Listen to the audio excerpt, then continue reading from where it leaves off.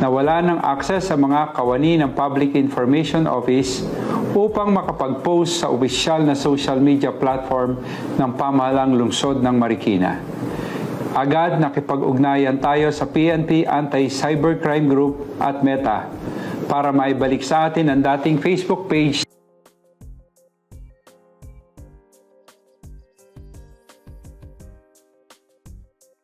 upang tuloy-tuloy ang pagbibigay serbisyo at impormasyon ng Marikina Public Information Office. Minabuti na nating gumawa ng bagong Facebook page.